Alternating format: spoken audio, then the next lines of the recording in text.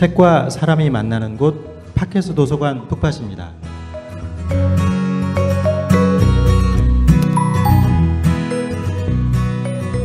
안녕하세요. 팟캐스트로 만나는 도서관 북팟, 저는 북팟치기의 김영석입니다.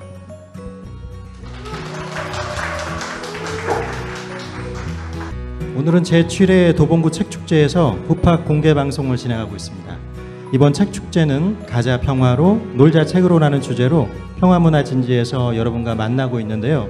저희 북팟도 어떤 이야기를 준비할까 고민하다가 많은 분들이 한 번쯤 겪어봤을, 또 고민해봤을 현대인의 질병이라는 주제를 가져왔습니다. 질병이라고 하면은 조금 딱딱하게 느끼실 수도 있을 것 같은데, 문명과 과학이 발달할수록 우리가 질병과 함께 살 수밖에 없다는 사실을 감안하면 오늘의 주제가 그렇게 무겁게 다가오지는 않을 것 같습니다. 이 외에도 다양한 질병에 우리가 노출되어 있는데요. 오늘 이 만들어진 질병이라는 책을 가지고 이야기를 하나하나 풀어가려고 하고 있습니다. 그럼 먼저 오늘 방송을 본격적으로 시작하기에 앞서서 함께 하실 게스트분 소개해드리겠습니다. 일단 오늘의 게스트분은요, 워낙 다양한 영역에서 종횡무진 활약을 해주시고 계신 분입니다. 아마 아실 거예요. 방송에서부터 연예 칼럼에 이르기까지, 물론 처음에는 이제 영화 칼럼으로 굉장히 이름을 많이 알리셨죠. 그 팝 칼럼니스트로 시작해서 라디오 DJ, 또 방송까지 이렇게 확장을 하셨는데, 이제는 해박한 지식을 바탕으로 꾸준히 또 책을 내는 작가이시기도 합니다. 김태훈 작가님 소개해드리겠습니다. 네, 안녕하세요. 반갑습니다. 칼럼니스트 김태훈입니다. 네. 예, 작가님 신간이 또 나오셔가지고 요즘 많이 북토크도 하고 계신데 근황이 많이 바쁘셨을 것 같은데 저희 북팟에 흔쾌히 초대 응해 주셔서 감사합니다. 네, 불러주셔서 감사합니다. 사실 올해 새 책을 한 권 냈습니다. 그 의사들과의 대담을 다룬 만들어진 질병이라는 책이었는데, 이 책을 내고 나서 또 관심을 가져주신 분들이 많아서요. 사실은 다른 방송 활동보다 최근에는 이 북 콘서트 또는 북토크를 하기 위해서 그 다니는 스케줄이 더 많은 것 같아요. 네. 네, 아니 정말로 이 질병이라고 하면은 좀 딱딱하긴 하지만 누구나 한 번쯤 이 고민에서 벗어날 수 있는 사람 아무도 없는 것 같아요. 저 역시 나이와 상관없이 40대, 20대, 30대 그 나이대마다의 건강에 대한 염려증이 있잖아요. 그런 것들을 좀 속 시원히 풀어서 설명해 주신 그런 책이 아닌가 싶습니다.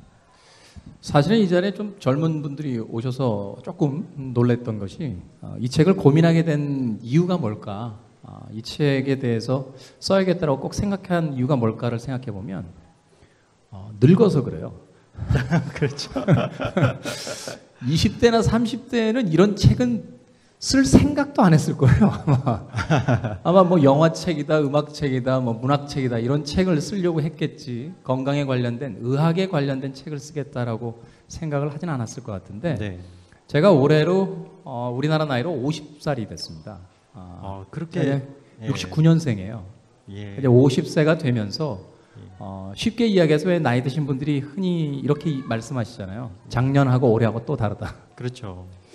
사실은 이제 신체적으로 어떤 전성기가 지났다는 생각도 들고, 제 주변에서 사실은 조금씩 이제 그 나이가 이제 가져오는 어떤 병에 걸리는 친구들도 보게 되면서 조금 쇼크를 먹었습니다. 예. 몇 달 전인가요? 고등학교 동창들이 만나는 자리에 갔는데 제일 친한 친구들 6명이 있었거든요. 예. 그 중에 4명이 당뇨, 우울증, 이런 병들에 대한 약을 계속 먹고 있는 거예요. 예.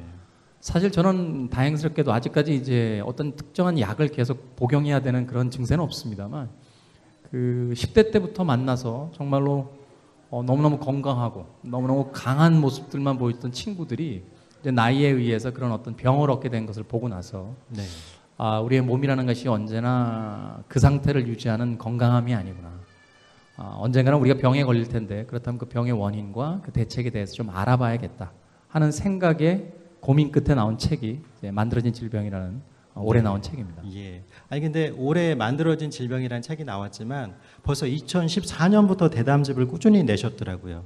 김태훈의 편견이라는 문화예술인 시민과의 대담집이 있었고 2015년에는 또 김부겸 지금 장관이시죠. 공존의 공화국이라는 책을 내셨는데 그러니까 방송 영역을 확대되는 거는 자연스러울 것 같긴 한데 이렇게 대담집을 내게 된 어떤 계기가 있었을 것 같아요. 사실은 이제 학교에서 전공이 불어불문학이에요. 그러니까 이제 문학 공부를 오래 했었고, 그다음에 대학원에서는 이제 문창과를 나왔습니다. 그러니까 이제 글을 쓴다는 것이 어떻게 보면 제 직업 중에 가장 본업인 직업이 아닐까 하는 생각을 하게 되는데, 사실은 이번 책이 이제 6번째 책이에요. 그에 앞서서의 첫 번째 책은 이제 연애 칼럼을 썼던 라디오에서 했던 그 연애담과 또 신문과 잡지에 연재했던 이제 연애 칼럼을 모았던 책이 2권이 있었고. 음악과 영화에 대한 칼럼을 쓴 책이 또 하나 있었습니다. 그리고 나서 이제 4번째 책부터 어떤 아이템들을 가지고 책을 써볼까를 고민하게 됐는데 아시다시피 제가 참 여러 가지 분야에서 일을 했어요. 지금까지 세어봤더니 직업만 한 14개 정도 가졌습니다. 그러니까 음악 잡지 기자로 출발했고요. 유니버셜 뮤직과 EMI 뮤직이라는 외국계 음반 회사에서 마케팅하고 홍보 팀장을 하면서 회사 생활을 한 8년 했습니다. 그리고 공연기획사를 시작해서 이제 프리랜서 생활을 시작했고 김창완 선생님의 라디오 작가에서 선곡 작가 그리고 라디오에서 음악을 소개하는 칼럼니스트 TV에서 이제 영화를 소개하는 영화 칼럼니스트 그 다음에 라디오 DJ 뭐 이런 직업들을 지금 이제 영화 기획사를 하고 있고 또 여행 어플을 만드는 회사에도 일을 하고 있는데 직업들을 세어보다 보니까 참 여러 분야에서 많은 일들을 했더라고요. 그렇죠. 그래서 이런 경험들을 가지고 쓸 수 있는 최고의 책이 무엇이 있을까라고 생각해 봤을 때 각기 다양한 분야에 대한 대담집. 제가 그 분야의 전문가는 아니니까요. 그 분야의 전문가를 모시고 그분들에게 질문을 던지고 우리들의 어떤 궁금증에 대한 답을 얻어내는 인터뷰어로서의 책을 내보자 라고 해서 내게 된 책이 2014년에 문화예술계 인사들 돌아가신 신해철 선배님부터 유승환 감독까지 음악, 영화, 문학에 대한 감독님들과 대담을 했던 이제 편견이라는 책이 있었고요. 2015년에는 이제 정치에 대한 책을 좀 내보자. 사실은 좀 서슬이 펄었던 시절에 그렇죠. 정치책을 난다는 게 부담스럽긴 했습니다만 역설적으로 가장 모든 시민들이 이제 정치에 대한 관심이 높았던 시기였기 때문에 정치에 대한 책을 좀 써보자라고 해서 지금 행안부 장관님이시죠. 김부겸 의원과 대담을 했던 이제 공존의 공화국이라는 정치책이 있었고 그 다음에 이제 올해 나오게 된 이제 의사 선생님들과의 대담을 다룬 이제 만들어진 질병이라는 책을 내게 됐습니다. 근데 앞서 2 책은 인문학하고 사회과학 분야에서 어느 정도 이렇게 커버가 될 수 있는 주제들이었는데 우리가 의학이라고 하면은 사실 일반인들의 진입 장벽이 굉장히 높잖아요. 그 전문 지식에 쉽게 다가갈 수 없는데 그럼에도 불구하고 내가 이 주제를 꼭 다뤄야 되겠다라고 생각했던 그 이유가 아까 말씀하신 나이 들어감에 대한 자각 이런 건가요? 뭐 나이 들어감의 자각이라는 게 첫 번째 이유일 것 같고요. 여러분들도 아마 비슷한 기분 느끼실 때가 가끔 있으실 것 같은데 몸이 아픈데요. 왜 아픈지 모릅니다. 그리고 정확하게 어디가 아픈지도 잘 몰라요. 병원에 가서 의사분들에게 진찰을 받아야지만 어디가 아프다라는 이야기를 비로소 알게 됩니다. 근데 심지어는 어디가 아픈지까지는 알게 됐는데 왜 아픈지에 대해서는 의사 선생님도 잘 모르실 때가 많아요. 쉽게 얘기해서 우리의 몸이라는 것, 또 그 몸에서 비롯되는 정신이라는 것은 우리가 삶을 살아나가는 데 있어서 거의 모든 것이죠. 그런데 우리는 이 자신이 평생 동안 사용하는 몸이 어떤 방식으로 작동되고 그 몸에 의해서 생겨나는 생각이 어떤 방식으로 또한 운영되는지에 대해서 전혀 모른다는 거예요. 재미있는 건 이런 겁니다. 여러분들 스마트폰 다 쓰시죠? 스마트폰. 여기 있는 어플은 정말로 귀신처럼 사용합니다. 스케줄도 관리하고요. 게임도 하고 이걸로 자료도 찾고 음악도 듣고 영화표도 예매합니다. 그런데 하나의 스마트폰을 쓰는 데는 그렇게 수많은 이해들이 있는데 내가 왜 살이 찌고 내가 왜 아프고 내가 왜 몸이 어딘가 불편하며 나에게 왜 이런 병이 걸리는지에 대해서는 거의 모른다는 거예요. 그렇죠. 사실은 그런 문제의식에서 이 책에 대한 고민이 시작이 됐습니다. 적어도 우리가 삶을 살아나가는 데 있어서 어떤 전문가에게 의존해야만 알 수 있어서는 안 되겠다. 적어도 아침에 눈 뜨고 밤에 잘 때까지 혹은 자는 동안에도 끊임없이 움직이는 내 몸에 대해선 내 스스로 그 방식을 이해하고 있어야겠다라는 고민에서 이제 이 책이 출발했다고 볼 수 있습니다. 맞습니다. 아니, 저희가 아프면 일단은 왜 아프지 이런 생각을 하기보다는 무슨 과를 가야 될까? 병원부터 갈 생각을 하잖아요. 심지어는 그런 고민하시잖아요. 어딘가 아픈데 이게 이비인후과인지 내과인지 어디를 가야 되는지에 대해서조차 네. 사실은 고민될 때가 있거든요. 예. 네, 그런 고민에서 이 책에 출발이 있었다고 생각합니다. 네, 아니 저도 그런 취지에서 꼭 필요했던 책이라고 생각을 하는데 사실 책을 출간하려고 하다 보면 구성의 순서가 굉장히 중요하잖아요. 비만을 1번으로 둔 이유가 있을 것 같아요. 책은 이제 4개 챕터로 되어 있죠. 네. 첫 번째는 이제 비만, 그 다음이 암, 그리고 세 번째가 이제 우울증을 비롯한 정신질환, 그리고 네 번째가 운동의 방법에 대한 이제 현역 트레이너와의 대답인데, 비만을 제일 앞에다 놨던 것은 뭐 아직까지는 우리나라 사람들의 주요 질병은 아닙니다. 네. 그럼에도 비만을 맨 앞에다 놓은 것은 아주 간단한 이유 때문이에요. 이것이 우리가 삶을 살아나가는 데 있어서 가장 중요한 먹는 것과 관계된 질병이기 때문이에요. 쉽게 얘기해서 이런 겁니다. 어떤 사람은 많이 먹어도 살이 잘 안 쪄요. 어떤 사람은 조금만 먹어도 살이 찝니다. 저희 어머니는 물만 드셔도 살이 찌신데요. 물론 거짓말이죠. 물만 먹고 어떻게 살이 찝니까? 그렇죠. 근데 각자가 느끼는 자기 몸의 상태와 먹는 것과 살이 찌는 혹은 몸이 변화하는 것의 상관관계가 일치하지 않는다는 거예요. 그런데 우리는 살기 위해선 반드시 먹어야 됩니다.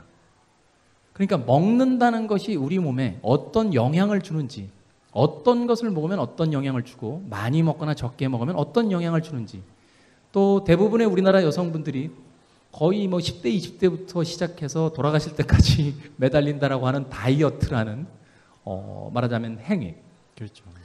단지 밥을 굶고 운동을 하는 것만으로 자신의 몸이 건강해지고 살이 빠질까?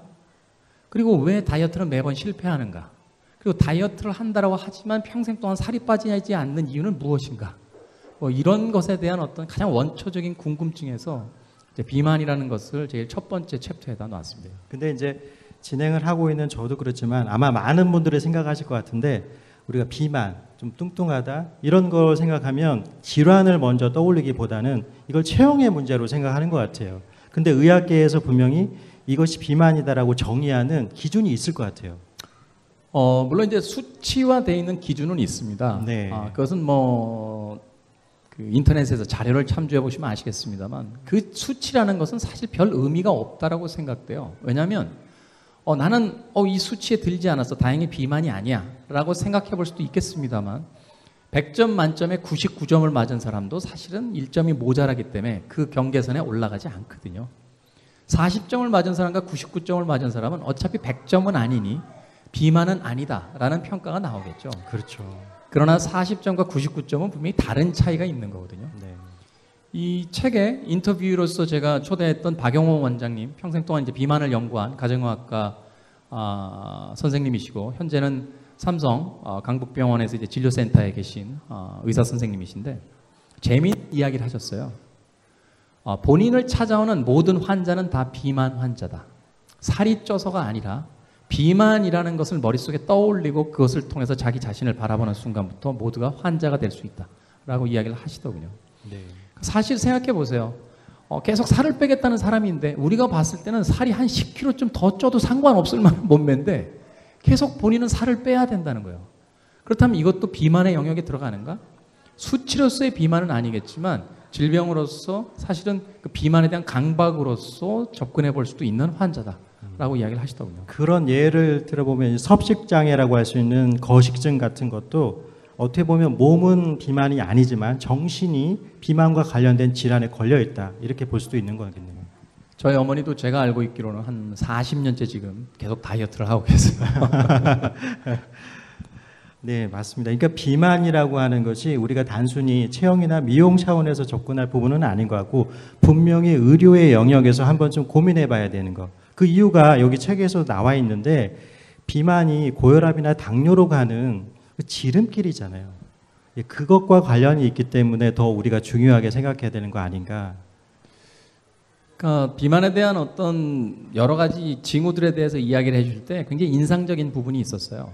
그러니까 살이 쪘다, 살이 말랐다가 어떤 비만의 기준이 되는 게 아니라 네. 똑같은 양을 먹었는데 어제와 오늘 체중이 다르고 오늘과 내일 체중이 달라지는 거예요. 그러면 이것은 한 번쯤 고민해 봐야 되는 시점이 왔다라는 거예요. 왜냐하면 밥을 많이 먹고 뭔가 다른 활동을 해서 살이 쪘다, 살이 빠졌다면 분명한 이유가 있다는 거죠. 그러니까 같은 양의 식사량을 먹거나 혹은 갑자기 식사량이 증가하는 거예요. 어제까지는 그렇게 안 먹었는데 오늘부터 갑자기 많이 먹기 시작하고 내일은 더 많이 먹게 되고. 살이 쪘다 안 쪘다를 가지고 비만을 이야기해서는 안 된다는 거죠. 말하자면 몸의 시스템이 망가지기 시작했다는 거예요. 그게 더 큰 문제다라고 박영호 원장님이 이제 이야기를 하셨어요. 쉽게 얘기해서 이런 거죠. 왜 어제까지는 밥을 한 공기밖에 먹지 않던 사람이 오늘은 2공기, 내일은 3공기를 먹게 되는가? 왜 똑같은 양의 밥을 먹고 있는데 갑자기 오늘은 50kg밖에 안 나가던 사람이 내일은 52kg가 되고 그 다음에는 54kg가 되는 거예요. 이것은 몸의 항상성을 유지하는 어떤 시스템에서 문제가 왔다는 거죠. 그러니 몸에 문제가 왔다는 것으로서 그것은 질병으로 인식하고 그 원인과 어떤 해결 방안에 대해서 고민해 봐야 된다는 거예요. 네. 근데 이제 개인이 이렇게 컨트롤할 수 있는 부분이 있고 앞서 선생님께서 말씀하신 것처럼 비만이라는 게 질병의 영역으로 들어온 게 불과 몇십 년이 되지 않았다 말씀하셨잖아요. 이게 우리의 식습관 또 산업화된 도시화, 탄산음료 같은 거 이런 것들과 굉장히 연관이 있을 것 같습니다. 제가 제일 이 책 쓰면서 드렸던 질문에 대한 답 중에 곤혹스러웠던 게 하나 있어요. 이 박영호 원장님에게 왜 어떤 사람은 많이 먹어도 안 찌고요, 어떤 사람은 조금만 먹어도 살이 찌죠? 라고 여쭤봤더니 그 대답이 걸작이었습니다. 대한민국 최고의 비만 전문가라고 하는 박영호 원장님께서 모르지? 라고 대답을 하셨어요. 모른다는 거예요. 우리는 흔히 많이 먹으면 살이 찐다라고 생각해요. 근데 과연 그런가? 모든 사람이 다 그런가? 제가 얼마 전에 몇 년 전에 TV에서 그 일본의 그 푸드 파이터라고 하는 네. 굉장히 많이 먹는 어떤 여자분이 출연한 프로그램을 같이 진행을 했는데 체중이 한 45kg 정도 나가시는 여자분이에요. 앉은 자리에서 초밥을 200개를 드세요. 그리고 국수를 또 드시더군요. 배가 고프시다고. 이건 말하자면 설명이 안 되는 거예요. 왜 그 이유에 대해서 모릅니까? 라고 두 번째 질문을 드렸더니 비만이라는 질병은요, 인류가 경험해 본 지 불과 50년밖에 안 된 질병이라는 거예요. 여러분들 여기 나이 드신 분들 좀 계신데요. 1970년대 정도 생각해 보면요, 못 먹어서 병이 났지 많이 먹어서 병이 나는 사람이 거의 없었어요. 뚱뚱한 사람이라는 건 정말 돈이 아주 많은 부잣집에나 가야 볼 수 있는 아주 희귀한 사람이었어요. 그런데 70년대부터 80년대에 이르러서 물적인 자원이 풍부해지자 사람들이 식습관이 변하고 많이 먹기 시작하면서 살이 찌기 시작했다라는 거예요. 여기에 이제 첫 번째 의문점이 있다라는 거죠. 말하자면 이 질병은 인류가 겪은 지 불과 50년이 안 된 질병이라는 거예요. 네. 그래서 아직도 연구가 완벽하게 진행되어 있지 않다. 쉽게 얘기하면 이런 겁니다. 과연 많이 먹으면 살이 찔까? 박영호 원장의 의견은 조금 달라요. 많이 먹는 것도 굉장히 중요한 요인일 수 있지만 좋지 않은 음식이 살을 찌게 만들 수도 있다라는 거죠. 같은 칼로리를 먹어도 그것이 쌀을 먹느냐, 밀가루를 먹느냐, 혹은 빵을 먹느냐, 아니면 사탕을 먹느냐, 탄산음료를 먹느냐에 따라서 몸 안에서 들어가서 작용하는 것이 다르다는 거예요. 가장 좋은 방법은 좋은 음식을 선택하는 것으로부터 일단 비만 해결에 출발점이 있다는 거죠. 무조건 조금 먹는 게 아니라 좋은 음식을 찾아 먹는 것, 거기서부터 출발해야 된다라고 네. 이야기를 하시더군요. 네. 아니 저도 그 지금 말씀에 크게 동감을 하는 게 선생님이 책에서도 말씀하셨지만 내가 몸이 건강할 때는 정크푸드가 오히려 덜 땡긴다. 쉽게 말해서. 그리고 그런 컨디션일 때에는 햄버거나 피자나 이런 걸 먹었을 때도 별로 그렇게 입에 달지 않다. 이런 말씀을 하셨거든요. 우리가 그런 정크푸드를 섭취함으로써 몸이 망가지는 것도 있지만 우리 뇌나 몸이 그 음식에 길들여져 가지고 그 음식을 찾게 되는 이런 악순환도 있는 것 같아요. 피곤하다는 것에 대해서 이해할 필요가 있다라는 겁니다. 신체적으로도 피곤해지면 이제 머리도 많이 피곤해지고 스트레스 받으면 이제 뇌가 이제 지친 상태가 된다는 거죠. 근데 이 뇌는요, 재밌는 게 에너지원을 딱 하나만 쓴다라고 해요. 그게 포도당이랍니다. 그냥 쉽게 아주 무식하게 설명하면 설탕이에요, 설탕. 그런데 밥을 먹고 음식을 먹으면 그 음식을 분해해서 포도당을 만드는데 시간이 걸려요. 그러면 몸이 급격하게 피곤해진 상태에서 우리가 흔히 하는 이야기 있죠. 당 떨어졌다. 그럼 뭘로 보충해요? 아주 설탕이 많이 들어간 자판기 커피나, 그렇죠. 혹은 사탕을 깨문다거나 초콜릿을 한 입 집어넣는다거나 아주 단 음료수를 한 잔 먹습니다. 그러면 잠시나마 갑자기 좀 기운이 나는 듯한 그런 느낌을 받는다는 거죠. 바로 뇌로 에너지가 바로 전달이 됐기 때문에. 근데 이것은 몸 안에서 교란을 가져온다는 거예요. 쉽게 해서 정상적인 음식을 먹어야 그것이 천천히 분해가 되는 과정 속에서 뭐 소화에 여러 가지 작용하는 인슐린의 분비 같은 것도 천천히 증가하고, 그래서 몸에 무리가 가지 않는데, 자동차를 타고 갈 때 갑자기 급발진을 하면서 엑셀레터를 밟으면 엔진에 무리가 오는 것처럼, 그런 식으로 당에 가까운 음식들을 바로바로 섭취를 해버리면 몸 상태가 교란되면서 망가지기 시작한다는 거죠. 근데 뇌는 아주 이기적인 존재라 목 밑에 나머지 몸이 망가지는 건 신경 쓰지 않는데요. 자기만 살겠다고 음식을 달라라고 한답니다. 그러니 아주 단 음식들이 당긴다는 거죠. 한번 경험적으로, 여기 젊은 친구들은 잘 모를 텐데 나이 드신 분들은 아마 경험적으로 아실 거예요. 컨디션이 굉장히 좋을 때 라면이 당긴다거나 햄버거를 먹어야겠어, 혹은 자판기 커피가 너무 맛있어 라고 생각하는 경우는 그렇게 많지 않습니다. 근데 신체가 피곤하거나 스트레스를 받았을 때 자판기 커피 한 잔이 정말 맛있어요. 그리고 아주 설탕이 많이 들어간 탄산음료가 아주 맛있습니다. 그리고 몸이 상태가 안 좋을 때 유난히 라면, 햄버거, 피자 이런 게 더 당겨요. 왜 그럴까? 몸이 원하기 때문에, 그게 아니라 뇌가 원하기 때문이라는 거예요. 그런 상황이 계속 반복되면 악순환이 이루어지면서 신체는 점점 망가지기 시작한다는 거죠.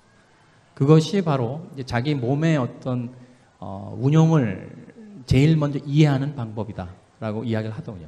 그러니까 말하자면 안 좋은 음식이 당기면 그 음식을 먹기 전에 내가 지금 컨디션이 좋지 않구나, 내가 몸 상태와 좋지 않고 정신적으로 스트레스가 많구나 하는 걸 인식하고 오히려 좋은 음식 쪽으로 자꾸 식습관을 바꿔나가야 된다는 거죠. 그렇게 바라본다면은 역으로 이제 비만이나 건강을 우리가 생각했을 때 섭취하는 음식, 그리고 소화하는 그 작용, 그리고 배설에 이르기까지 그런 것들을 온전한 시스템으로 돌려놓는 것이 더 먼저겠네요. 우리가 다이어트를 한다든지 이런 것보다는. 다이어트를 2번 정도만 실패하면요, 더 이상 다이어트를 할 수 없는 몸으로 점점 변해간대요. 우리가 다이어트를 할 때 제일 먼저 하는 게 뭐죠? 2끼 먹는 거예요, 2끼. 그러다가 한 끼 먹어요, 그죠? 밥량을 줄여요. 한 공기 먹던 거 반 공기로 먹고. 대부분 먹는 밥의 양을 줄입니다. 그러면 우리 몸이 갑자기 들어오던 에너지가 안 들어오니까 비상 상황으로 인식을 한대요. 그러면 어떤 일을 하냐면 몸 안에 있는 비상 연료를 뽑아 쓴답니다. 근데 그게 지방이면 얼마나 좋겠어요. 배가 이렇게 나와 있는 그 뱃살이면 얼마나 좋겠어요. 그렇죠. 네. 근데 그렇게 쓰질 않는데요. 근육이 안에 있는 글리코겐이라는 물질을 가져다 쓴다는 거예요. 쉽게 이야기해서 밥을 굶으면 지방이 빠지는 게 아니고요, 근육이 빠져요. 체중은 줍니다. 근육이 빠졌으니까. 그러니 체중계 위에 올라가면 살이 빠진 느낌이에요. 그래서 살이 빠지는데? 라고 하지만 평생을 그렇게 먹고 살 수는 없거든요. 그래서 다시 음식을 섭취하게 되면 그 음식이 근육을 생성시키는 게 아니라, 대부분 이제 여러분들 아시겠습니다만 고기를 1차 먹고 2차로 가시는 분들은 거의 없어요. 소고기 1차 먹고 다음은 돼지고기로 2차를 먹어야지 하는 분들은 없어요. 그런데 냉면이나 혹은 순두부 정식 같은 걸 먹고 나서 2차로 뭘 먹어요? 빵 먹어요. 다 탄수화물이에요.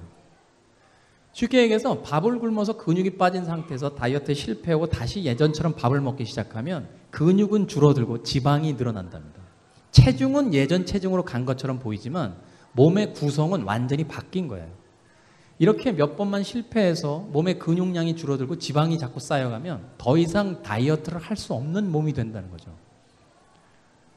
살을 빼는 행위를 할 때 제일 중요한 건 좋은 음식, 특히 단백질을 많이 먹어주는 게 좋대요. 그리고 운동을 통해서 근육을 잃지 않게 만들고 그 운동을 통해서 지방을 자꾸 태우는 쪽으로 다이어트가 진행되어야 되는데, 여러분들 뭐 저도 마찬가지입니다만 살을 빼겠다라고 했을 때 운동을 통해서 빼는 사람은 그렇게 많지 않습니다. 대부분이 밥을 굶습니다. 그렇기 때문에 다이어트가 성공하기가 쉽지 않다라는 거예요. 그렇죠. 근데 그런 이야기를 아무도 가르쳐 주지 않아요. 그냥 밥을 줄였으니 살이 빠졌어. 아, 배고파서 다시 먹었더니 옛날로 돌아갔네. 다음엔 꼭 성공해야지 라고 생각하지만 옛날로 돌아간 게 아니라는 거예요. 체중은 옛날로 돌아갔지만 몸은 완전히 규정이 무너진 상태로 돌아간다는 거죠. 근데 그런 단순한 이야기들조차 잘 알고 있지 못하다는 거예요. 자기 몸에 대해서. 맞습니다. 아니 그러면은 우리가 무리해서 단식을 해서 살을 빼면 결국은 몸의 기본값 자체가 더 나빠지게 세팅이 되는 거고, 그건 오히려 더 다음에 다이어트 할 때는 더 극심한 다이어트를 할 수밖에 없는 그런 악순환에 빠지게 되는 거네요. 그렇죠. 그리고 살 갑자기 빼지 마시라고 하더라고요. 이 살을 급격히 빼면요, 활성산소라는 게 나오는데 이게 하는 여러 가지 그 일 중에 하나가 콜라겐이라는 걸 녹여버린대요. 쉽게 해서 얼굴이 쪽 말라버린답니다.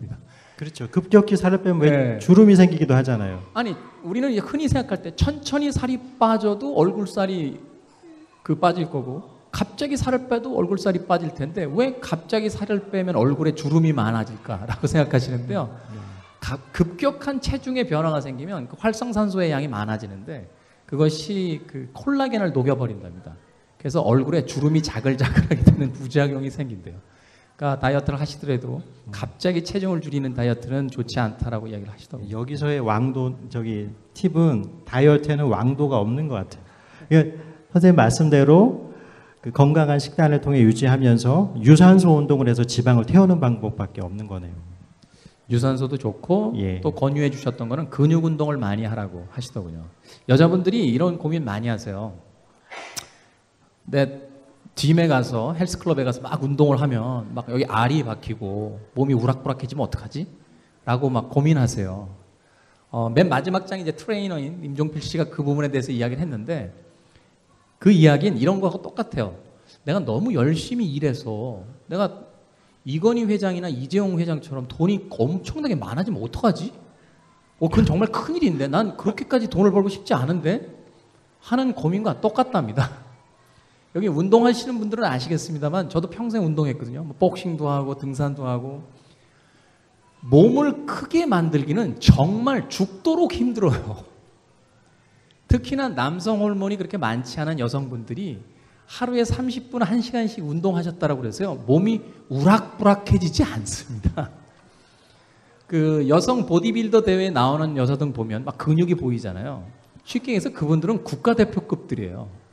여러분들이 얼마나 운동을 열심히 할지 모르겠습니다만 제가 장담하건대 여러분들이 아무리 운동을 열심히 하셔도 몸이 그렇게 우락부락해지지 않습니다. 그러니까 운동을 하면 몸에 막 알통이 배기고 근육이 생기면 어떡하지? 라고 전혀 고민하실 필요가 없다라는 거예요. 네.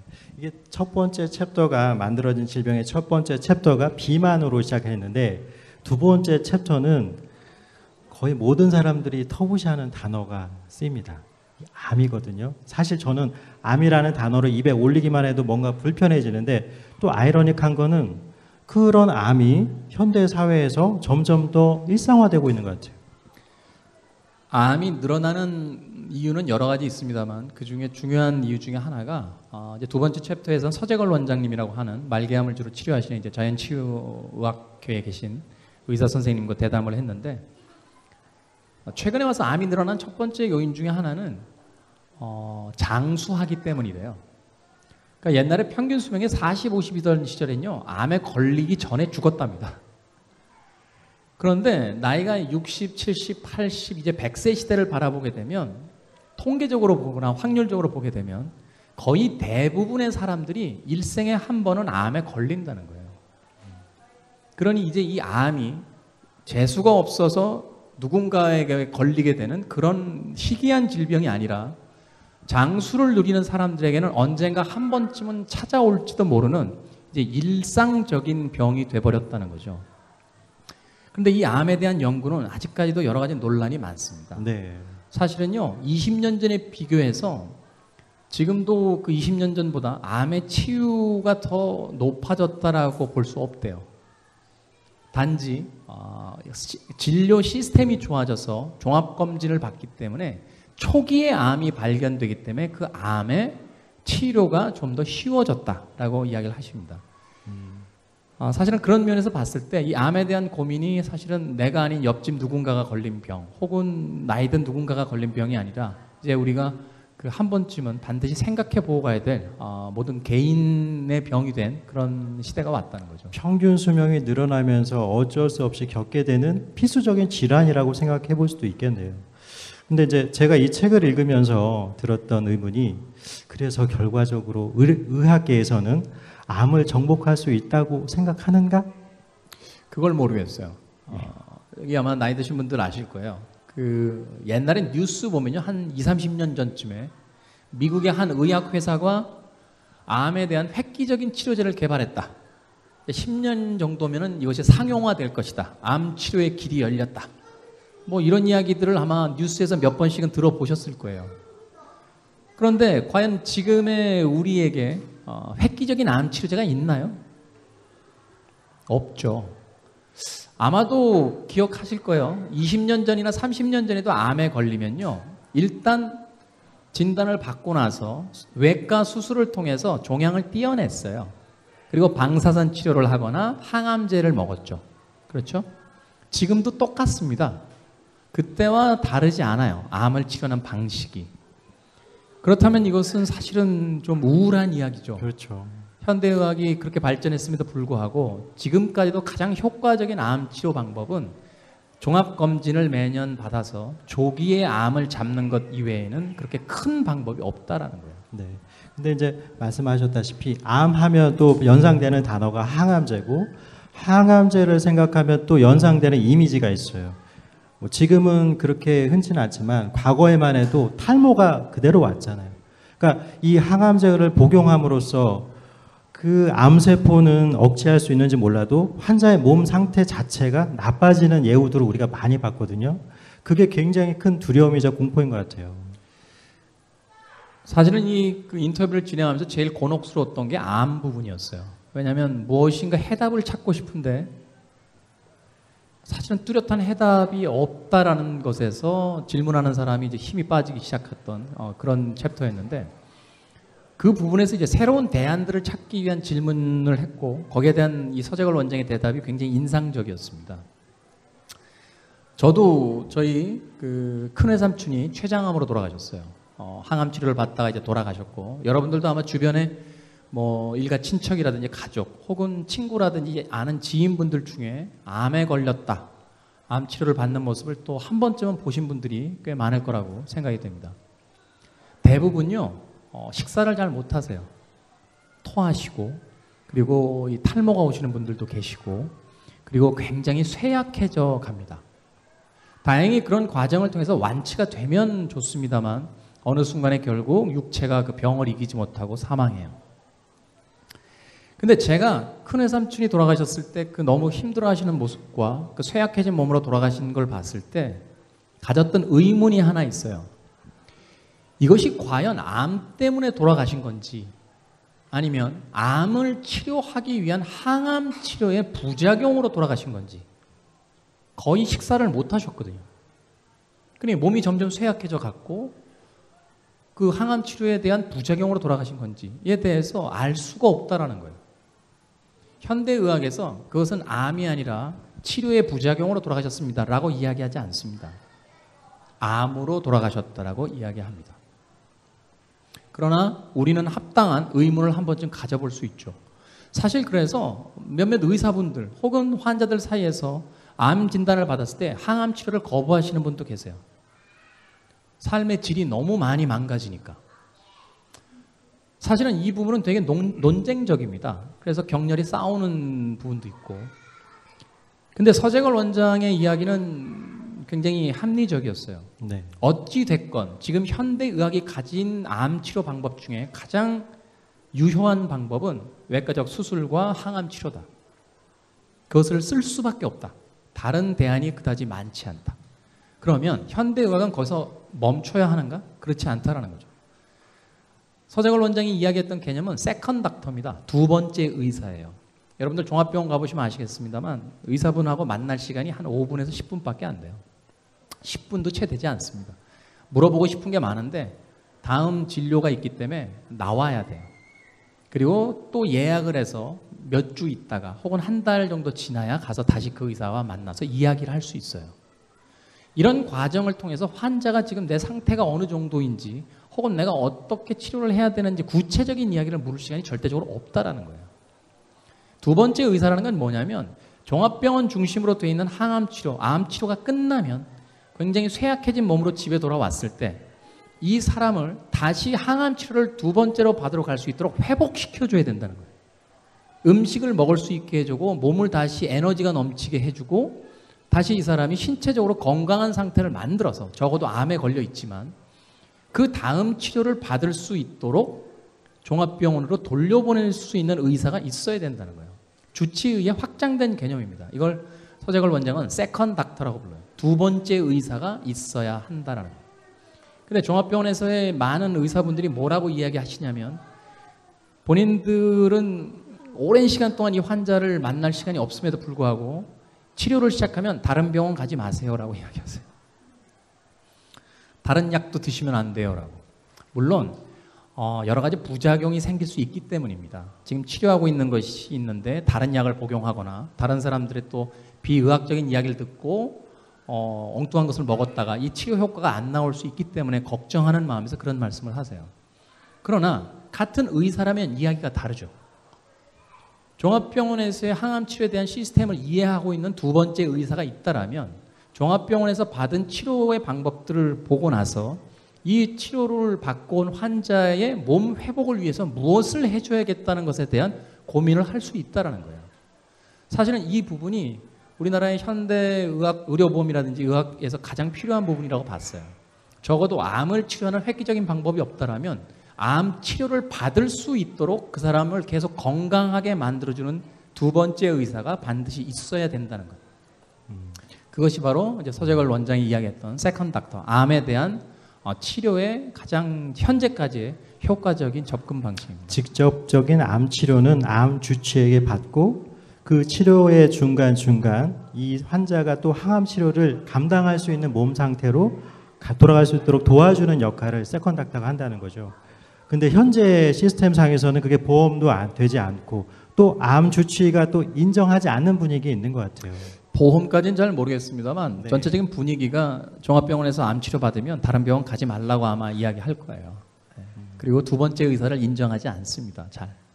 사실 이 부분에 대해서는 여러 가지 복잡한 얘기들이 있는데 그 이야기는 뭐 제가 나눌 건 아닌 것 같고 네. 서재걸 원장의 그 이야기는 한 번쯤 생각해 볼 필요가 있다라는 거예요. 어떤 중한 병에 걸렸을 때 그 병에 대한 일차적 치료를 받고 난 뒤에 이 사람의 떨어진 컨디션을 끌어올릴 수 있는 두 번째 의사가 있어야 된다는 것에 대해서는 아마 환자 본인들은 분명히 필요를 느끼고 있는 상황일 것이다 라고 이제 이야기가 되는 거죠. 네.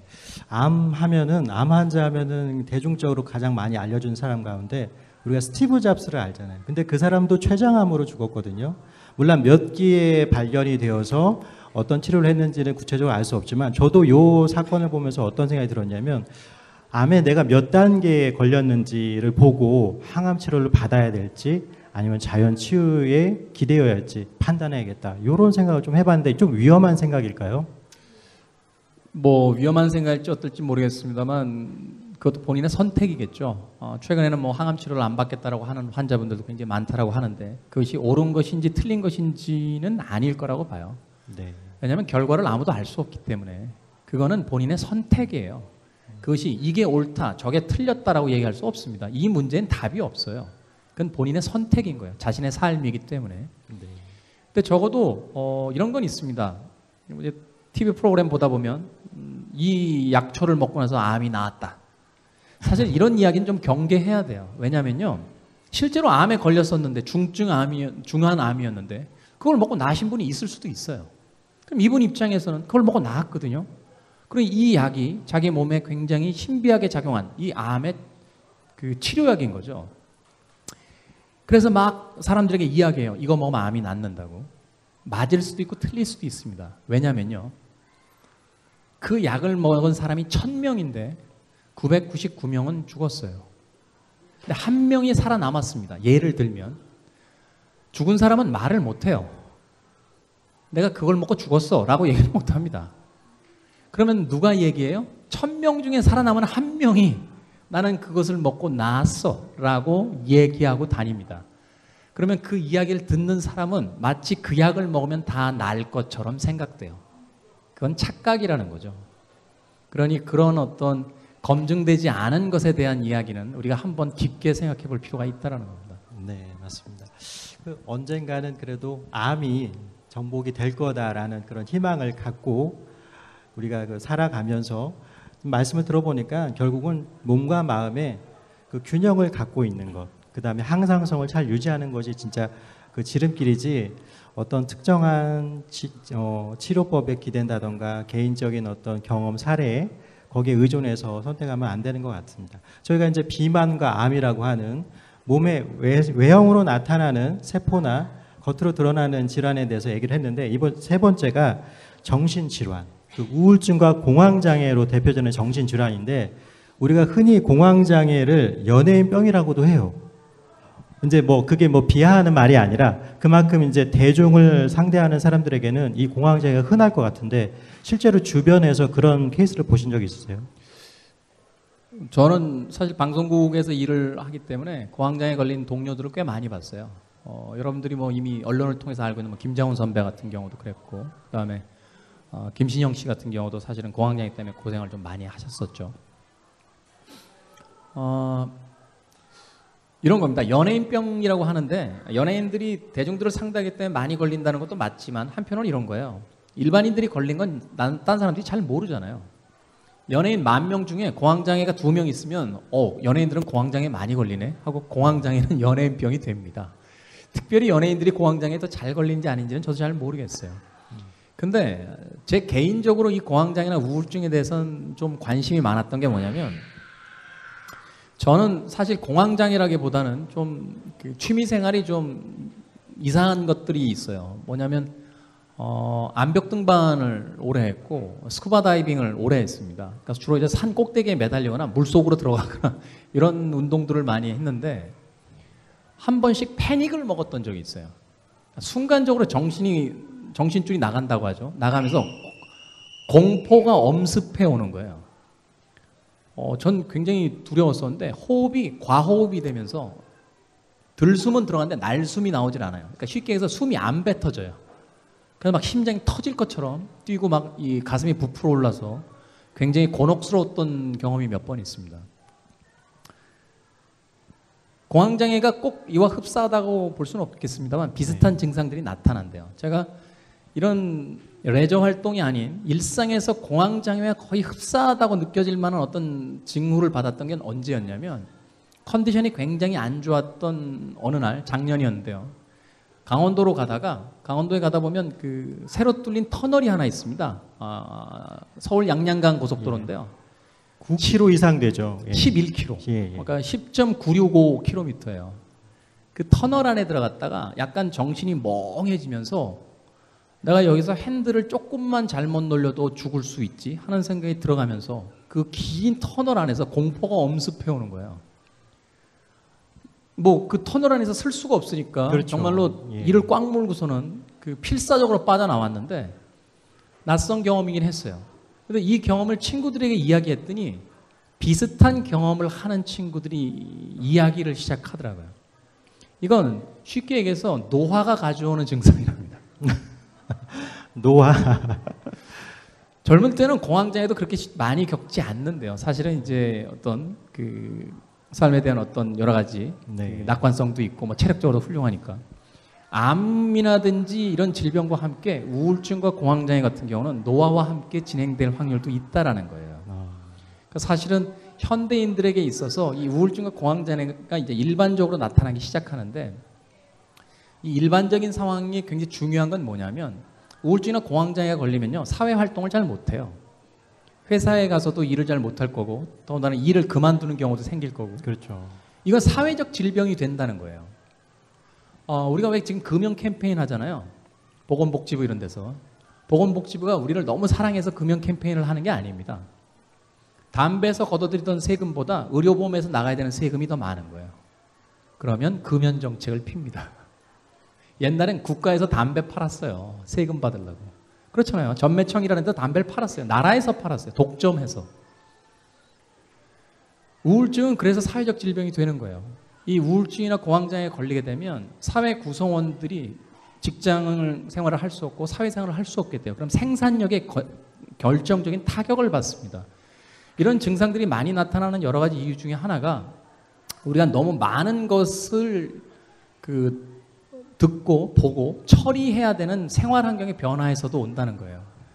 우리가 하루 동안 얻어들이는 정보의 양이요. 16세기에 영국에서 농부가 평생 동안 받아들였던 정보의 양보다 많대요. 하루요? 하루에.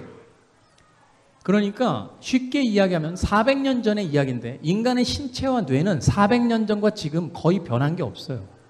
근데 우리가 처리해야 되는 정보의 양은 한 농부가 평생 동안 받아들였던 정보의 양을 매일매일 처리하면서 살아야 된다는 거예요. 그러니 당연히 머리 쪽에서 문제가 생기기 시작한다. 아니, 하드 용량은 그대로인데 해야 될 양이 처리해야 될 정보 처리가 많다 보니까 그 얘가 적절한 것 같은데 우리가 손에서 핸드폰을 놓지 않잖아요. 아무 의미 없는. 핸드폰뿐만이 아니라 옛날엔 가게에 가서요. 어머니가 진간장 하나 사와라. 그럼 진간장 하나 주세요. 그럼 상표가 한 2개 정도 있었어요. 그렇죠? 뭐 샘표 있고 뭐 있고 해초인가 뭐 있었어요. 그래서 네. 그 둘 중에 뭐 그러면 뭐 아무나 주세요. 이게 더 낫지. TV 광고를 많이 봤으니까 뭐 이렇게 가져가요. 여러분 지금 마트에 가서 간장 하나 보세요. 종류가 몇 가지인지. 저는 마트에 가면 일종의 공포예요. 뭘 사야 될지 모르겠어요. 심지어는 얼마 전에 빨래를 하는데 와이프가 외출했을 때 그 세탁기에 제가 급하게 좀 다음날 입을 게 없어서 빨래를 해야겠다라고 이제 세탁기에다 빨래를 집어넣는데 버튼 앞에 가서 약간 멘붕이 왔어요. 표준. 그 다음에 찬물, 급속. 60도, 40도, 급속, 뭐지? 도대체 뭘 눌러야 되는지 모르겠는 거예요. 그러면서 멍해지더라고요. 그렇죠. 순간적으로 어떤 생각이 드냐면 나는 세탁기 하나조차 돌리려고 해도 수많은 선택을 해야 돼요. 그런 끊임없는 정보와 그 선택의 순간들이 맞닥뜨려져 있기 때문에 우리의 뇌가 쉽게 피로해지고 스트레스를 받고 지치고 또한 거기서 이제 말하자면 신체 질병과 같은 우울증 같은 것들이 생겨나온다는 거죠. 네. 우울증에 대해서 이 정신건강의학과의 의사 선생님들이 뭐라고 이야기하시냐면 그냥 머리가 걸린 감기다라고 이야기하십니다. 그러니까 왜 우리가 신체가 힘들어지면 몸살 감기가 오듯이 머리가 지치면 가끔 우울한 증상들이 온다. 그러니 그것을 너무 심각하게 생각하고 마치 정신건강의학과의 질병은 무슨 전염병처럼 아주 무시무시한 질병이라는 듯이 생각할 필요는 없다라고 네. 이야기를 해주시더군요. 근데 과거에는 뇌가 그렇게 필요할 만큼의 선택이 없었기 때문에 감기가 잘 안 걸렸었다는 거죠. 여담이지만은 저는 그래서 마트를 갈 때 특정 회사를 홍보하는 건 아니지만 저는 코스트코를 갑니다. 코스트코는 하나나 2개밖에 없어요. 오히려 선택의 폭을 좁혀주는 게 현대인의 정신건강에 좋을 수도 있겠다. 그런 생각을 하게 돼요. 제일 힘든 게 음식점에 여러 사람들하고 가서 메뉴 고르는 거잖아요. 그렇죠. 술 마시러 가서 술안주에 뭐 먹어? 아무거나. 그래서 왜 아무거나라는 안주가 따로 나왔잖아요. 그렇죠. 메뉴판에 써 있습니다. 뭘 고를지 모르기 때문에 사실 그런 어떤 선택들이 끊임없이 있다라는 거예요. 어플리케이션을 다운받을 때도 그렇잖아요. 스케줄표 하나를 다운받으려고 어플리케이션에다가 스케줄이라고 치면 스케줄 어플이 1-2개가 아니에요. 그럼 그걸 그냥 고르나요? 사용 후기도 봐야겠고 뭐 쓰는 방법 어떤 게 나한테 맞나? 아주 간단한 무엇 하나마저도 우린 끊임없이 정보에 치여서 산다는 거예요. 그러니까 머리가 쉽게 피로해진다는 거죠. 아까 우울증이라는 것은 쉽게 말하면 뇌가 걸리는 감기다 이렇게 말씀을 하셨잖아요. 근데 사실 저도 우울증이 오거나 좀 디프레스를 받으면은 이걸 내가 어떻게 처리해야 되지? 정신과에 한번 가볼까? 할 때 쉽게 정신과에 가지 못해요. 특히 우리나라 사람들이 그런 것 같은데 이게 우리나라의 정서에는 정신과를 터부시하는 그런 조금 심리가 있는 것 같아요. 근데 그 터부시하는 것도 이제 깨질 때가 됐다라고 봅니다. 유럽이라든지 미국에서요, 정신과의 카운셀링을 받는 건 부자들이 하는 거예요. 그 영화 같은 거 보면 이렇게 왜 정신과에 누워서 이렇게 상담받는 분들 있잖아요. 소파에 누워서. 대부분 아시겠지만 그분들이 제 주인공들인데 대부분 부자들이에요. 이건 말하자면 의료가 어느 정도 수준이 올라와야 받을 수 있는 혜택이에요. 절대로 그 정신건강학과에서 인터뷰를 맡았던 양재진 씨가 그런 이야기를 했는데 도대체 이해를 못하겠다는 거죠. 감기에 걸려서 병원에 가는 것은 아무렇지 않은데 왜 머리에 감기에 걸리면 거기에 대해서 타부시하느냐. 그것은 잘못된 편견이라는 거예요. 이 머리가 지쳐 있을 때 거기에 어떤 그 지친 스트레스를 어떻게 풀어줘야 되는지에 대해서 상담도 받고 거기에 대해서 진찰도 받고 약물도 치료하는 것이 분명히 있다는 거죠. 우울감, 우울증 같은 이 증상들이 왔을 때요, 병원에 가면 약 처방을 해줘요. 이게 왜 우울증이라는 병이 생길까라고 물어봤더니 몸이 왜 그 지치면서 신체적인 그 균형이 무너지고 사실 어떤 부분이 무리가 돼서 감기에 걸리고 어느 부분이 아프듯이 머리에서 생각을 맡고 있는 뇌도 그렇다는 거죠. 그러면 어떤 일이 벌어지냐면 호르몬 분비가 그 비정상적으로 돌아가기 시작한다는 거예요. 그러니까 산후 우울증이라든지 뭐 이런 것을 여성분들이 경험하시게 되는데 아이를 낳게 되면 그 아이를 가지고 있다 낳는 순간 그냥 아이가 없이 그냥 한 여자로서 살았던 때의 호르몬으로부터 변화가 생긴다는 거거든요. 그 호르몬의 변화에 의해서 우울증이 온다는 거예요. 그러니까 쉽게 이야기해서 그 호르몬을 정상으로 돌려주면 그 우울증이 사라진다는 거예요. 그걸 약물로서 치료할 수 있다는 거예요. 만약에 우울증이 단순하게 오직 정신적인 어떤 것에 의해서만 오게 된다라면 그것은 약으로서 치료할 수가 없겠죠. 그 근본적인 문제를 풀어야 될 테니까. 그렇죠. 그런데 우울증이 왔을 때 약을 줍니다. 그리고 그 약을 먹으면 실제로 우울감이 사라진다는 거예요. 이거는 그 호르몬의 어떤 비정상적인 흐름 때문에 생기는 거기 때문에 그것을 정신건강의학과에서 진단하고 있지만 그것을 과거에 우리가 생각했던 어떤 정신병 이런 범주로서만 늘 수 없다라는 거죠. 그러니까 사실은 점점 그 병을 깊게 하지 말고 사실은 내가 머리에 감기가 걸린 것 같은데 어떻게 했으면 좋겠냐라고 했을 때 상담과 약물 치료로서 충분히 그것을 해결해 나갈 수 있다는 겁니다. 네. 일단 정신질환이라고 이게 판단이 되면 이제 약을 처방받아서 급한 불을 끄되 또 그 근본적인 원인을 제거하려고 하는 나에게 디프레스를 유발하는 그런 원인들이 있을 거 아니에요. 또 환자로서는 그거에 또 집중해야 되는 것도 있는 것 같아요. 스트레스를 받고 있는데 의외로 본인들이요 왜 스트레스를 받고 있는지 모를 때가 많습니다. 그럴 때 그 의사들과의 상담이 도움이 된다는 거예요. 그러니까 내가 모르고 있었던 스트레스 원인을 대화를 통해서 찾아내는 거예요. 그러니까 단순하게 나는 뭐 쉽게 얘기해서 이런 거죠. 난 되게 낙천적인 사람이고 그래서 뭐 내일 모레 있을 뭐 어떤 시험 나 별로 신경 안 써. 뭐 떨어져도 그만이지라고 생각하고 있지만 말은 그렇게 하지만 본인은 실제로 스트레스를 엄청나게 받고 있을 경우도 많다라는 거예요. 그렇기 때문에 사실 그것을 혼자서 원인을 찾아내기가 그렇게 쉽지는 않다는 겁니다. 사실 왜 주변에 보면 반의사라고 하죠. 내 몸은 내가 잘 알아 라고 하고서 안 가도 돼 라고 하지만 마지막에 가보면 어떤 큰 병이 생기게 되고 가보면 본인이 알고 있던 것과는 완전히 다른 어떤 질병들이 다른 원인에 의해서 생기는 경우도 보게 되거든요. 네. 정신적인 것도 사실은 그와 비슷하다고 보시면 될 것 같아요. 네. 그러니까 저희가 이렇게 처음에 비만으로부터 시작을 해서 암, 또 정신질환, 우울증, 공황장애로 대표되는 이런 거 세 가지 챕터를 살펴봤는데 그럼 이런 원인들과 어떻게 고쳐야 되는지에 대해서 알아봤지만 근본적으로 개인이 해야 될 일이 남아있는 게 있어요. 그 숙제가 자기의 몸의 관리 아닌가 하는 생각이 들거든요. 그래서 네 번째 챕터가 몸인 것 같아요. 결국은 이제 그 스스로 몸에 대해서 이제 비만 편에서 다뤘던 어떤 음식을 먹을 것인가와 함께 이제 마지막 챕터에서 다뤘던 게 이제 운동입니다. 몸을 어떻게 사용할 것인가에 대한 부분을 이제 임종필 씨라고 하는 미스터 코리아 출신이고요. 보디빌더 출신이에요. 근데 연예인 트레이너로서 굉장히 유명한 인물입니다. 그 배용준 씨 그 사진집을 낼 때 트레이너를 맡았던 인물이고, 지금은 이제 의사분들의 트레이닝을 주로 하셔서 별명이 이제 닥터스 트레이너라고 하는 그런 인물인데, 재밌는 이야기를 해주더군요. 저하고는 이제 인연을 맺은 지가 좀 됐는데, 좀 쉽게 살이 빠지거나 뭐 근육이 커지는 운동을 좀 시켜줘라고 했더니 웃어요. 그리고 하는 이야기가 그런 거 있으면 나 좀 알려주세요. 몸을 만들기 위해선 땀이 나야 되고요. 때때로는 단내가 입에서 나야 됩니다. 근데 사람들은 쉬운 방법을 선택하죠. TV 프로그램, 건강 프로그램에 나오면 이 운동을 하시면 팔살이 빠집니다. 이 운동을 하면 허리살이 빠지고 뱃살이 빠져요. 라고 이야기하는 분들이 있어요. 대부분 다 사기예요. 신체는 그렇게 빠지지 않습니다. 팔을 많이 쓴다고 팔살이 빠지지 않아요. 팔의 근육은 붙겠죠. 배에 살이 찌는 여러 가지 이유가 있지만 거기가 지방을 쌓기가 제일 편한 곳이래요. 움직임이 적기 때문에.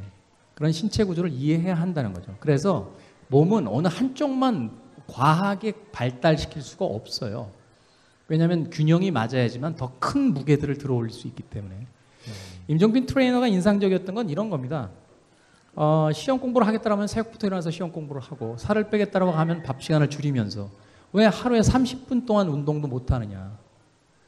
그럴 시간이 없어, 피곤해서 라고 하는데, 그건 핑계라는 거죠. 어떤 방식으로든 우리는 하루에 30분에서 1시간의 시간을 뺄 수 있어요. 단지 그것을 안 하는 것뿐이에요.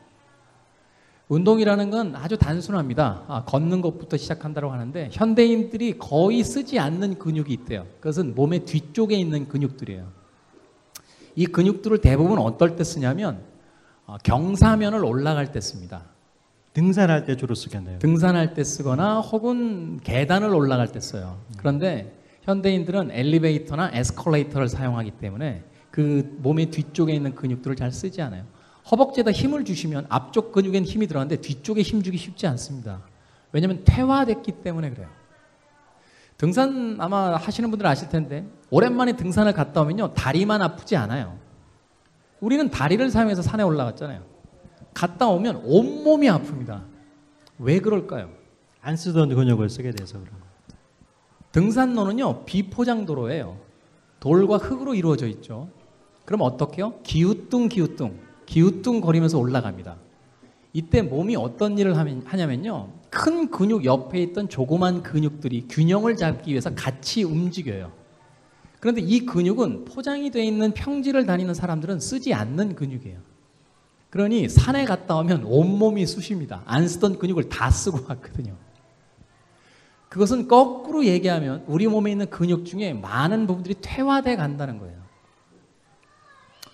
임종필 씨의 이야기 중에 재밌는 건 유머가 굉장히 많으신 분이었는데, 네. 남자들이 막 이렇게 보디빌딩 하시잖아요. 몸 멋있게 보이겠다고. 상체 근육은 다 관상용이라는 거예요. 별로 쓸데가 없대요. 근육이 작아서. 제일 좋은 근육은 하체에 있는데 그게 허벅지 근육이라고 합니다. 남자들끼리 우스갯소리로 허벅지 근육이 1cm가 빠지면 당뇨 위험이 10%씩 올라간다는 거예요.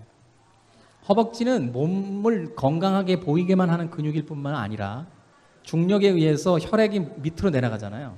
그럼 이것이 다시 거꾸로 올라와야 되는데, 중력 때문에 내려갈 때 속도는 빠르지만 올라갈 때 그렇게 똑같은 속도로 올라오기가 쉽지가 않대요. 심장이 아주 튼튼한 사람 빼고는.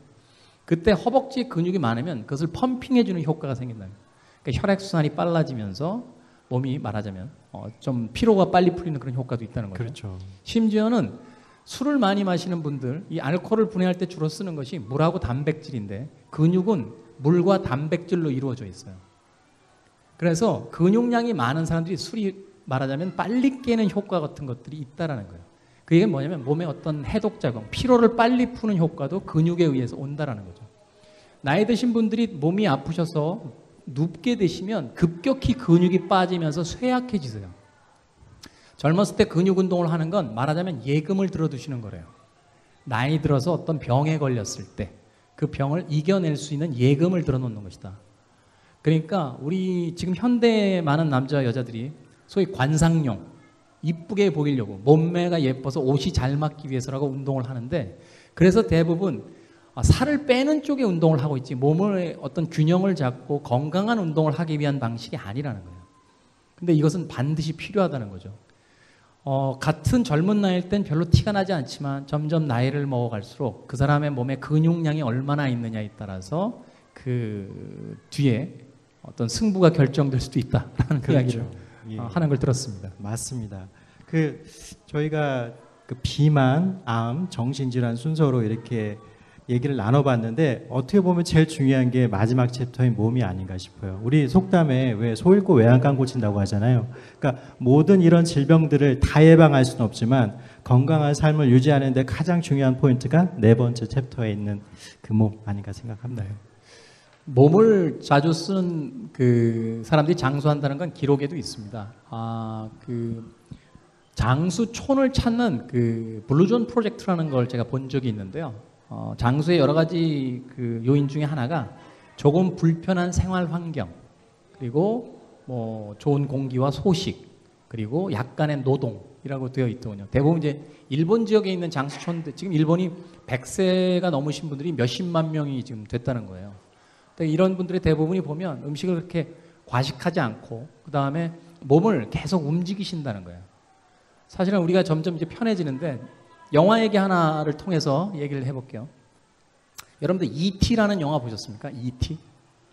그렇죠. 예, 외계 생명체가 예. 와서 이제 지구의 꼬마와 이제 교류하는 그런 영화입니다.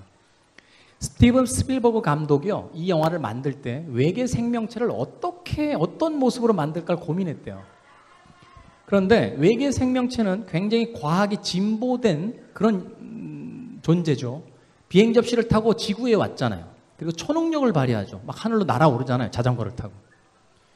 그때 생각했던 게 뭐냐면 인류가 수십만 년, 수백만 년이 흘러서 과학기술이 더 지금보다 진보하는 거예요. 그랬을 때 인간은 어떤 모습으로 변해 있을까? 생각은 많을 테니 머리는 커졌겠고, 운동을 하지 않으니 팔다리는 가늘어졌을 것이며, 앉은 자리에서 모든 것을 기계가 해줬을 테니 배는 뚱뚱해졌겠구나. E.T의 모습은 외계 생명체의 모습이 아니라 진화된 인간의 모습입니다. 아니 일리가 있는 것 같습니다. 그죠. 그러니까 지금 우리가 살고 있는 시대는 우리의 몸을 점점 E.T처럼 만들어가는 시대를 향해 가고 있다는 거예요. 아예 E.T가 되지 않기 위해서라도 어느 정도 자기의 식생활, 식습관, 그리고 운동 이런 것들에 좀 꼼꼼히, 현대인이 바쁘다 보니까 그런 걸 등한시하지만 우리가 중요한 것을 등한시하게 보면은 나중에 선생님 말씀하신 것처럼 더 큰 후회를 할 수 있으니까 미연에 방지할 수 있는 것을 몸을 통해서, 몸 관리를 통해서 방지하면 좋겠다. 그런 메시지인 것 같습니다. 지금까지 이제 만들어진 질병이라는 책을 통해서 김태훈 선생님과 얘기를 나눠봤는데요. 이 책에는 4가지 챕터로 정리가 잘 돼 있어서 현대인이 이 책을 통해서 몸과 마음을 다스리는데 정말 중요한 정보를 얻을 수 있는 그런 책인 것 같습니다. 올 가을에 필독서로서 꼭 한번 읽어보면 좋을 것 같습니다. 자, 선생님 이제 저희가 마무리를 하기 전에 북팟이라는 저희 프로그램에 공식 질문이 있습니다. 선생님의 인생 책은 무엇인지 궁금하고요. 이건 제 개인의 MC의 질문인데 선생님이 또 영화 전문가시잖아요. 선생님의 인생 영화가 있는지. 책하고 영화요. 여기 이제 아이들 키우시는 어머님들 굉장히 계실 것 같은데 아이들이 이제 책 많이 보게 해주시려고 하잖아요. 아이들이 생각보다 책을 잘 안 봅니다. 제 인생 책은요, 미성년자들이 있어서 뭐라고 해요? 어떤 차탈레 부인의 사랑이에요. 왜 이 책이 제 인생의 책이냐면요. 저희 아버님이 책을 굉장히 좋아하셨어요. 영문과를 나오셔서 책을 굉장히 많이 보셨는데 아버지 서재가 있으셨어요, 어릴 때. 근데 이제 회사에서 퇴근하시고 오시면 별일 없냐? 그리고 제가 이제 꼬마 때죠. 학교도 들어가기 전이니까. 그리고선 서재로 들어가서 안 나오세요. 책 보시느라고. 식사하실 때까지. 그냥 어린 마음에 화가 나는 거예요. 나랑 안 놀아주니까. 그래서 아버지가 출근하시고 나면 그 방에 몰래 들어갔어요. 가서 도대체 이게 뭔데 나랑 안 놀아주고 이걸 보나 하고선 아버지 서재에 있는 책들을 뒤지기 시작했어요. 근데 차탈레 부인의 사랑이라는 책을 보게 되는데 이상한 장면이 많이 나오는 거예요. 몇 살 때? 그때가 아마 초등학교 한 3, 4학년 정도. 그래서 일찍 눈을 떴어요. 그래가지고 이런 재미있는 장면이 있구나 해가서 아버지 서재에 있던 책을 다 뒤지기 시작했습니다. 그게 오늘날 저에게 독서 습관을 만들어줬어요. 네. 어떤 좋은 습관은요, 전혀 이상한 일을 통해서 만들어져요. 제가 학부모들이 아이들 책 많이 보게 하려면 어떻게 해야 돼요? 라고 물어보시는데, 어머님이 책 보시면 돼요. 라고 해요. 엄마가 책을 보면 옆에서 따라서 봅니다. 근데 어른들이 보진 않는데 아이들이 책 보는 경우가 그렇게 많지 않아요. 어릴 때 동화책 몇 권 읽는 거 가지고 독서 습관이 만들어진 게 아니에요. 그런 의미에서 저는 사실 제 인생에 우스꽝스럽습니다만 인생의 책은 저에게 독서 습관을 만들어준 차탈레 부인의 사랑이라고 저는 지금 그 책 자체도 명작입니다. 문학사적으로는 영화도 있잖아요. 예, D.H. 로렌스라고 예. 하는 작가가 썼는데 네. 이건 이제 당시로서 이제 계급 파괴, 귀족의 여자와 이제 그 산장지기인 그 하층민 남자의 어떤 사랑을 통해서 그 경직된 계급 사회를 타파해가는 그런 문학적 의미가 있는 책인데 그런 의미는 나중에 대학원 들어가서 알았고요. 그냥 재미있는 책이라서 봤었습니다. 뭐 그런 게 있고요. 예. 영화는 뭐가 있을까요? 인생의 영화라고 한다면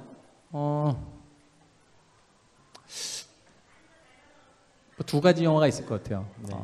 첫 번째 영화는 어제 본 영화예요. 늘 새로운 영화가 제일 예, 좋습니다. 네. 그리고 행복하고 제일 처음에 이제 영화를 보게 된 어떤 계기가 있다면 험프리 보가트하고 잉그리드 버그만이 나왔던 카사블랑카라고 하는 예전 고전 흑백 영화입니다. 저희 아버님가 이제 사업을 시작하신 뒤에 좀 늦게 들어오신 날이 많으니까 네. 제 어머니가 영화를 되게 좋아하셨는데 주말에 명화나 명화극장 이런 거 이제 토요일 날 하면 항상 제가 이제 옆에 있고 영화를 이렇게 보셨어요. 보시면서 말동무도 없고 그러니까 그다음에 이제 제가 장남이니까 어린 시절에 초등학교 다니는 아들을 하나 옆에 앉혀놓고 저 남자가 험프리 보가트고 저 여자가 잉그리드 버그만이고 또 어떤 날은 저 사람이 아랑드롱이라는 남자인데 전 세계에서 제일 잘생긴 영화 배우고 뭐 저 배우는 빅터 마추어라는 배우인데 뭐 어떤 배우고 이거는 모세라고 하는 사람의 이야기를 다룬 10개고 막 이런 설명을 해주셨어요. 그때 제일 행복하게 설명해 주시고 제가 재밌게 봤던 것이 험프리 보가트하고 잉그리드 버그만이 나왔던 카사블랑카는 흑백 영화였어요.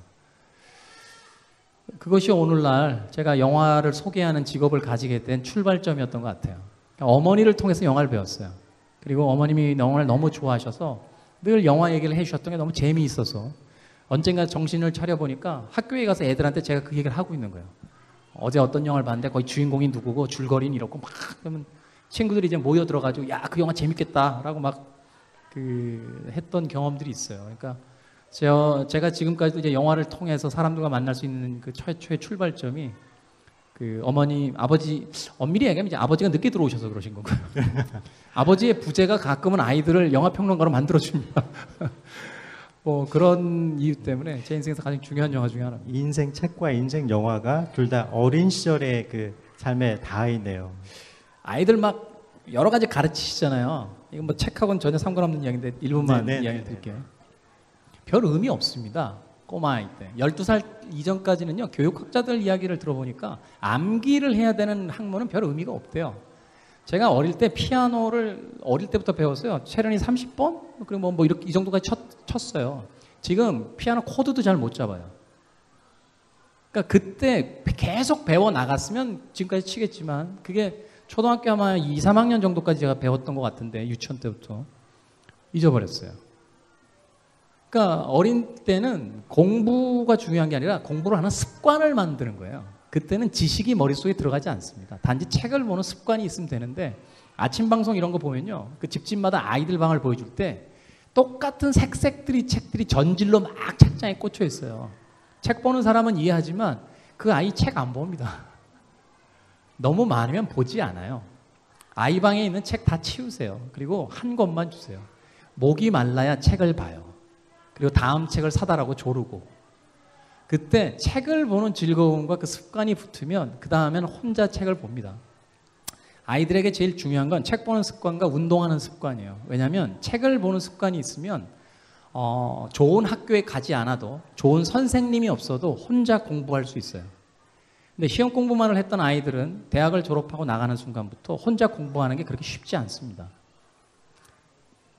여러분들의 아이들이 살아야 될 시대에는 학력이라는 게 별로 의미가 없어요. 인터넷이 발명되고 나서 영어 공부 막 열심히 하는데 휴대폰이 이제 동시 통역이 되는 시대가 와요.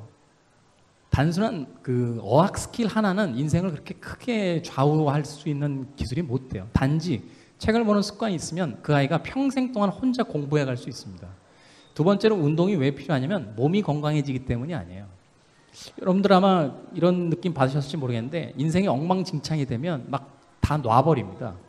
막 포금하고요. 늦잠 자버리고 하던 공부도 때려치고 그러다 어느 날 제정신이 좀 돌아올 때 제일 먼저 뭘 하냐면 저 같은 경우는 운동을 싣고 나가서 뛰어요. 그래서 몸의 컨디션을 끌어올리기 시작하면 삶이 다시 한번 싸워보자라는 어떤 투지 같은 게 조금씩 생겨나옵니다. 근데 운동을 어릴 때 하지 않았던 사람들은 제가 체육관을 평생 다니면서 느끼지만 아주 의욕적으로 연초에 와서 살 빼겠다, 몸에 근육을 붙이겠다 이러고 오시지만 3월이 되기 전에 다 사라지세요. 여전히 연말까지 거기서 운동하는 사람들은 어릴 때부터 운동을 했던 친구들이에요. 그 경험은 굉장히 중요합니다. 그것이 태권도이건 달리기이건 어떤 운동은 하나는 평생 동안 그 아이의 운명 자체를 바꿔요. 저는 그것이 영어 수학보다 더 중요하다고 봐요. 이상한 교육 방식의 시대에 삽니다. 영어가 100점이고요. 수학에 50점 받았어요. 여러분들 어떤 학원에 보내세요, 애들? 수학 학원에 보내시겠죠. 영어는 잘하는데 수학을 왜 이렇게 못해? 라고. 이상한 교육 방식이에요. 영어에 어학에 천부적인 재능을 타고나서 가르치지도 않았는데 100점을 받은 아이를 그 어학 공부는 미뤄둔 채 재능도 없는 수학 공부를 시키느라고 돈을 씁니다. 그러면 그 아이는 수학 점수가 올라가겠죠. 그래서 평범한 아이가 되는 거예요. 평균적인 아이가. 이게 소위 우리가 배우고 있는 공부 방식이에요. 이게 프로시안식 교육 방식이라는 건데 학교라는 공간은 아이들의 재능 개발에는 관심이 없는 곳이에요. 그냥 상식적 인간, 평균적 인간을 내보내서 회사와 공장에 들어갈 수 있는 기본적 평균치의 시민을 만들어내는 거예요. 공부는 혼자 하는 거예요. 그걸 하기 위해서 책 보는 습관과 운동하는 습관이 반드시 있어야 돼요. 그게 없으면 그 좋은 대학 이런 건 별 의미도 없고요. 떨어진 영어 실력 무슨 그 수학 실력을 끌어올려 봐야 결국은 평균적 아이에 머무르게 될 확률이 훨씬 많습니다. 아이들을 믿어주시는 게 제일 중요해요. 왜냐하면 이 아이들이 살아갈 세상이 어떤 세상이 될지 우린 짐작조차 할 수 없습니다. 스마트폰이 나오기 전에 시대의 사람들이 스마트폰이 나온 지금 불과 10년 정도밖에 안 지났는데 지금 시대가 이렇게 될 거라고 이해했겠어요? 가지고 다니는 전화를 가지고 영화를 보고 이걸로 예약을 하고 해외에 갈 수 있는 비행기 티켓을 사고 쇼핑을 하고 녹음을 할 수 있고 이걸 예상했겠어요? 10년 전에 사람들이? 그러니 우리 아이들이 어떤 시대를 살지 우리는 예측할 수 없습니다. 중요한 건 혼자서 싸워나갈 수 있도록 공부하는 습관과 스스로의 삶의 균형을 잡는 운동하는 습관 2개만 붙여주시면 돼요. 네. 나머지는 아이들이 알아서 할 겁니다. 이 구구절절히 옳은 말씀을 해주셨는데 이 교육관에 동참할 수 있는 학부모님들이 많아졌으면 좋겠습니다. 겁나서 그러세요. 예. 교육은 산업이라서 예. 자꾸 공포를 심어줘요. 여기 안 가면 아이들 큰일 납니다라고. 그렇지 않습니다. 그 스마트폰을 만들었던 스티브 잡스가 뭐라고 그랬냐면 일탈자들, 몽상가들, 사회 부적응자들, 문제아들 그들이 세상을 만들었다라고 이야기해요. 네. 자, 오늘 이렇게 만들어진 질병이라는 책을 통해서 현대인이 꼭 알아야 될 4가지 챕터, 그 비만, 그리고 암, 그리고 정신질환, 그리고 몸 관리까지 이렇게 다양한 말씀을 해주셨는데 마지막에는 또 인생 책과 이렇게 교육관까지 밝혀주셨어요. 오늘 선생님 좋은 말씀 너무나 감사합니다. 네, 수고하셨습니다. 네, 고맙습니다.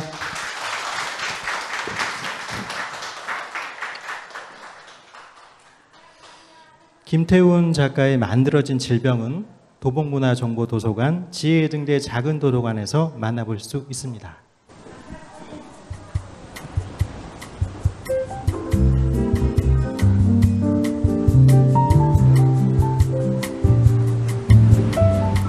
자, 오늘 순서를 마칠 시간입니다. 다음 시간에는 도레미 서프터스 코너로 찾아오겠습니다. 그럼 다음 주에 만나요.